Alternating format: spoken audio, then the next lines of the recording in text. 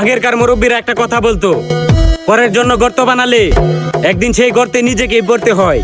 সেটাই তার প্রমাণ হলো ভারত। কিছুদিন আগে ভারত সেনাবাহিনীকে ভারতের এক নেতা বলেছিল বাংলাদেশের উপর নজর রাখার জন্য। এখন দেখি চায়নার সেনাবাহিনীরা ভারতের 60 কিলোমিটার দখল করে নিল, তাও আবার 7 সিস্টারের অরুণাচল প্রদেশের একটা জেলাতে চায়নার সেনাবাহিনীরা ক্যাম্প বসাইছে। শুধু বাংলাদেশকে নরম পাইয়া কিছু হলে ফারাক্কা বাদ ছেড়ে দিত। বর্ডারে বিএসএফ দিয়া সাধারণ বাংলাদেশের কৃষককে গুলি করে হত্যা করত। এবার ঠেলা সামলাও, এখন কে কাকে নজর রাখবে সামাল দিও। এবার বাংলাদেশ পাকিস্তান চায় নাকি? Right now, lick it good, lick it just like you should. My neck, my back, lick my. Doctor Yunus স্যারের খেলার ধরনটা আলাদা। মানুষটা ছোট হতে পারে, কিন্তু পুরোটা একটা মেশিন। তিনি যুদ্ধ পছন্দ করেন না, তিনি টেকনিক দিয়ে খেলতে পছন্দ করেন। তাই তো 198টা বিশ্ব নেতার মধ্যে 92 জন নোবেল বিজয়ী ডক্টর ইউনূস স্যারকে সমর্থন করেছে। তা ডক্টর ইউনূস স্যারের অফিসিয়াল পেজে ঢুকলে বুঝতে পারবেন। আর শেরে বাংলা ফজলুল হক অনেক আগে একটা বাণী বলে গিয়েছিলেন, বাংলাদেশ যখন সঠিক পথে চলতে শুরু করবে, বলে গিয়েছিলেন বাংলাদেশ যখন সঠিক পথে চলতে শুরু করবে তখনই দাদাবাবুদের চুলকানি বেড়ে যাবে।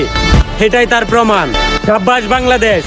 আর বাংলাদেশকে আঘাত করার আগেই তোমরা নিজেরাই ভাঙতে শুরু করে দিলে। তাই নিজে চরকায় তেল দাও, বাংলাদেশকে নিয়ে খেলতে আইসো না। আই লাভ মাই বাংলাদেশ।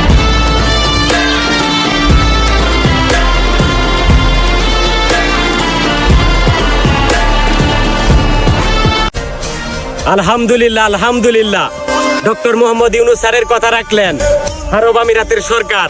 কোটা আন্দোলনে আরব আমিরাতে থাকা সেই 57 জন প্রবাসীকে ক্ষমা করে দিলেন আরব আমিরাতের সরকার। আবার ডক্টর ইউনূস স্যারের কথাই ওই খবরটা আরব আমিরাতের সবচেয়ে বড় নিউজ খালিস টাইমে দেওয়া হয়েছে, যেখানে কখনো মিথ্যা খবর দেওয়া হয় না। আসলে কি বলে যে ধন্যবাদ দিব ডক্টর ইউনূস দেওয়া হয় না।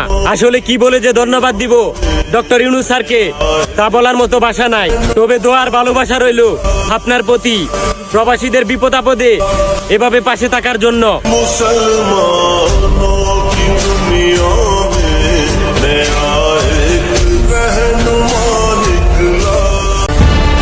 একবার ভেবে দেখেন, আমরা যাকে পেয়েছি তিনি আমাদের বাংলাদেশের কত বড় সম্পদ। যে ব্যক্তিটাকে বিল ক্লিন্টনের মতো একজন লোক ডক্টর ইউনূস স্যারকে বিশ্ব ব্যাংকের চেয়ারম্যান বানাতে চেয়েছিল। কানাডার 7ম শ্রেণীর বইতে ডক্টর ইউনূস স্যারের ইতিহাস পড়ে কানাডার স্টুডেন্টরা। আর ইতিহাসে ওনার যে নোবেল পুরস্কার আছে তা ওইগুলো আপনার কাউন্ট করতে 10 বছর লেগে যাবে।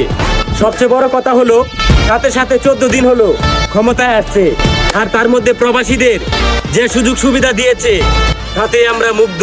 আর আমরা তো এমন একজন বাংলাদেশের নেতা হিসেবে দেখতে চাই যিনি সর্বদাই বাংলাদেশের মানুষকে নিয়ে ভাববে।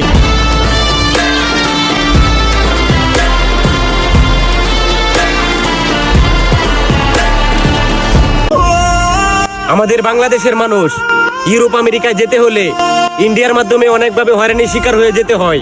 সাধারণত নেপালের মতো একটা দেশে যদি বিশ্বের সকল কান্ট্রির এম্বাসি থাকতে পারে, তাহলে আমাদের দেশে কেন নাই?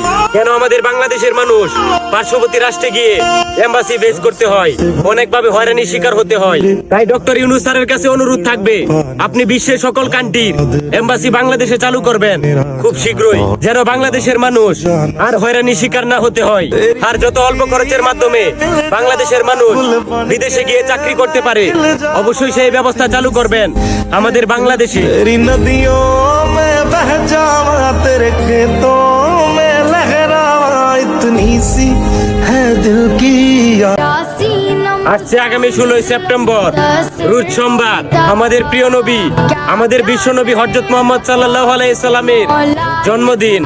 আর এই খবরটা যদি সবার প্রথম আপনি শুনে থাকেন তাহলে খুশি হয়ে অবশ্যই আলহামদুলিল্লাহ বলবেন। এমনকি ভিডিওটা শেয়ার করে অন্যজনকেও বলার সুযোগ করে দিবেন। আমিন।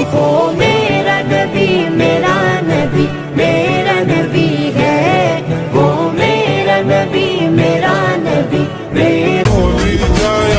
শুনলাম বাংলাদেশের জাতীয় সঙ্গীত নাকি পরিবর্তন করা হবে। তবে যাই করেন না কেন, দয়া করে হিরো আলম ভাইয়ের দিকে নজর রাখেন, কারণ উনি যে কোনো সময় জাতীয় সঙ্গীত নিয়ে হাজির হতে পারে।